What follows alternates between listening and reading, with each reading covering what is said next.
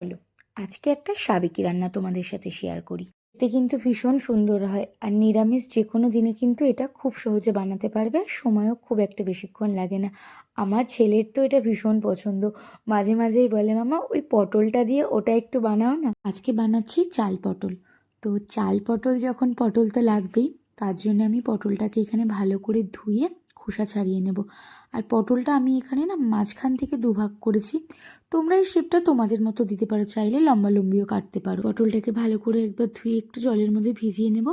এবার এটার জন্য, যেহেতু চাল পটল, তার জন্য একটু গোবিন্দভোগ চাল নিয়ে নিচ্ছি। নুন চাল যেহেতু, গন্ধটাও এত বেশি সুন্দর হয়েছে, আর সত্যি বলতে খেতেও অপূর্ব হয়। তোমরা কিন্তু অতি অবশ্যই বাড়িতে ট্রাই করো। চালটা মোটামুটি আধা ঘন্টা আগে থেকে ভিজিয়ে রেখে দেওয়ার চেষ্টা করবে। এবার একটা মশলা রেডি করব। তার জন্য ফ্রাইং প্যানে নিয়ে নিচ্ছি এলাচ, দারচিনি, শুকনো লঙ্কা, তেজপাতা, গোটা জিরে আর গোটা ধনে। সমস্তটাই কিন্তু আমি একটু শুকনো খোলায় হালকা ভেজে নেব, খুব একটা বেশি ভাজবে না, তাহলে কিন্তু র স্মেলটা চলে যাবে। এটাকে ভালো করে মিক্সারে গুঁড়ো করে নেব। এটা স্মেলটা কিন্তু দুর্দান্ত বেরোয়। যখন বানাবে তোমরা কিন্তু যে কোনো নিরামিষ রান্নার ক্ষেত্রেও এই ভাজা মশলাটা ব্যবহার করতে পারো, খুব সুন্দর গন্ধ বেরোয়। আমি তো এটা বানিয়ে রেখে দিই। মাছের মাথার মুড়ি ঘন্টতেও কিন্তু এই সেম মশলাটাই ইউজ করি। ভাজা মশলা রেডি, চালও ভেজানো হয়ে গেছে। এবার যেটা করব, পটলটাকে ভেজে নেব। তার জন্য কড়াইতে সর্ষের তেল দিয়ে নিয়েছি। এবার পটলটাকে নুন আর হলুদ মাখিয়ে 2-4 মিনিট মতন ম্যারিনেট করে রাখবো, বা ম্যারিনেট নাও করতে পারো। নুন আর হলুদটা ভালো করে মাখিয়ে পটলটাকে ভেজে নেবে। তেলটা ভালো করে গরম হলে এখানে আমি পটলগুলোকে দিয়ে দিয়েছি। আচ্ছা, এখানে না পটলটাকে কিন্তু একটু ভালো করে লাল লাল করে ভাজতে হবে, নাহলে না পটল থেকে দেখবে একটা বুনো গন্ধ বেরোয়। ভাজা ভালো করে হলে কিন্তু সেই স্মেলটা আর থাকে না। পটলটাও মোটামুটি ভাজা ডান হয়ে গেছে। ভালো করে একটু লাল লাল করে ভেজে নেওয়ার পর পটলটাকে আমি একটা পাত্রে তুলে নিচ্ছি। তেলে আমি পটলটাকে ভেজেছিলাম, ওই সেম তেলের মধ্যেই কিন্তু আমি বাকি রান্নাটা করব। তো সেই কারণেই তেলের মধ্যে আমি অল্প আর একটু ঘি মিশিয়ে নিচ্ছি। এরপর এতে গোটা মশলা দেব। আমি যে গোটা গরম মশলাটাকে একটু হামনদিস্তাতে গুঁড়ো করে নিয়েছি। দেখো, নিরামিষ রান্নাতে গোটা গরম মশলা ছাড়া কিন্তু চলে না। গরম মশলার সাথে সাথে আমি নিয়ে নিয়েছি 2টো তেজপাতা আর 1 চামচ মতন জিরে। এটা কিন্তু গোটা জিরে।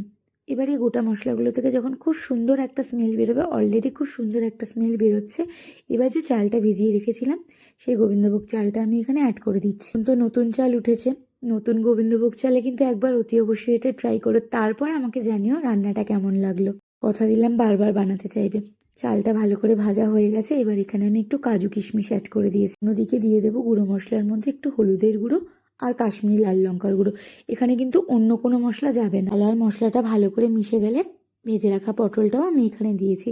তারপর 5 থেকে 7 মিনিট মতো সমস্ত কিছু ভালো করে একটু মিশিয়ে নেব।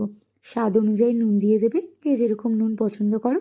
তারপর এখানে গরম জল দিয়েছি।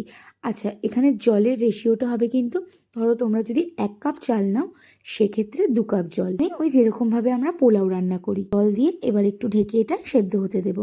দেখো, চালটা ভালো করে সেদ্ধ হয়ে গেছে। এই জন্য মোটামুটি আধা ঘন্টা আগে যদি চালটা ভিজিয়ে রাখো না, আর তারপর যখন তেলের মধ্যে চালটা ভাজবে, চালটা কিন্তু খুব ভালো সেদ্ধ হয়ে যায়। দেখো, আমার এখানে চাল কিন্তু 90% সেদ্ধ হয়ে গেছে। আর হ্যাঁ, জলটা কিন্তু অতি অবশ্যই গরম জল দেওয়ার চেষ্টা করবে। চাল তো সেদ্ধ হয়ে গেছে। এবার স্বাদ মতন চিনি দিয়ে দিলাম, যেহেতু নিরামিষ রান্না একটু মিষ্টি না হলে কিন্তু ভালো লাগে না। এবার ওপর থেকে দিয়ে দেবো সেই ভাজা মশলাটা যেটা করে রেখেছি। এই মশলাটা যখনই মেশাবে না, রান্নাটা কিন্তু অন্য একটা মাত্রা পাবে। এরপর দিয়ে দিলাম চেরা কাঁচা লঙ্কা, আর ওপর থেকে দিয়ে দিলাম ঘি। ব্যাস, সমস্ত কিছু ভালো করে মেশানোর পর 5 মিনিট মতন এটা ঢেকে হতে দেব। রান্না আমার এখানে কমপ্লিট। তোমাদের কেমন লাগলো রেসিপিটা আমাকে কিন্তু অতি অবশ্যই জানিও। আর খেতে কিন্তু দুর্দান্ত হয়েছিল। অবশ্যই